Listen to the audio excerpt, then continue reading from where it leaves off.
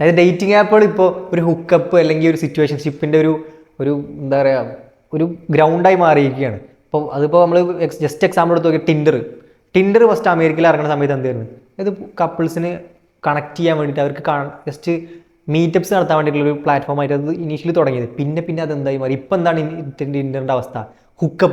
ഹുക്കപ്പിന് നമ്മളൊരാൾ ചിന്തിക്കുമ്പോൾ ആദ്യത്തെ അവർ മനസ്സിൽ വരും വൺ നൈറ്റ് സ്റ്റാൻഡ്സ് അല്ലെ, അതിനൊക്കെ നമ്മൾ ആദ്യത്തെ കാഷ്വൽ ആയിട്ടുള്ള സെക്സിനൊക്കെ കൂടുതൽ ആൾക്കാർ ഫസ്റ്റ് മനസ്സിൽ വരുന്ന ടിൻഡർ പറഞ്ഞ ആപ്ലിക്കേഷനാണ്.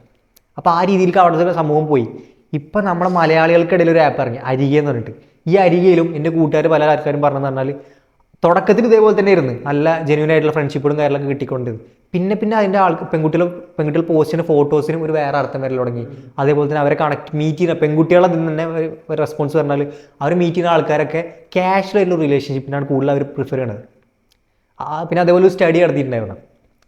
ഭയങ്കര ഇൻട്രസ്റ്റിംഗ് സ്റ്റഡിയാണ്. ആ സ്റ്റഡിയിൽ പറഞ്ഞാൽ ആൺകുട്ടികളുടെ സ്വൈപ്പ് റേറ്റ് ടിൻഡറിലുള്ള സ്റ്റഡിയാണ്. ആൺകുട്ടികളുടെ സ്വൈപ്പ് റേറ്റ് 90% 95 അത്ര പെർസെൻറ്റേജ് അവർ ഇതിൽ എന്താണ് റൈറ്റിലേക്ക് സ്വൈപ്പ് ചെയ്തിട്ടുള്ളത്. അതായത് യെസ് എന്നുള്ള രീതിയിലാണ് സ്വൈപ്പ് ചെയ്തിട്ടുള്ളത്. എനിക്ക് വേണം അട്രാക്റ്റഡ് ആണ്, അട്രാക്റ്റീവ് ആണെന്ന് പറഞ്ഞിട്ട് സ്വൈപ്പ് ചെയ്തിട്ടുള്ളത്. പക്ഷെ പെൺകുട്ടികൾ നേരെ മറിച്ച് 30% അടിയിലാണ്. അതായത് പെൺകുട്ടികൾ ഭയങ്കര സെലക്റ്റീവായിട്ട് എനിക്കിത് ഇഷ്ടമില്ല.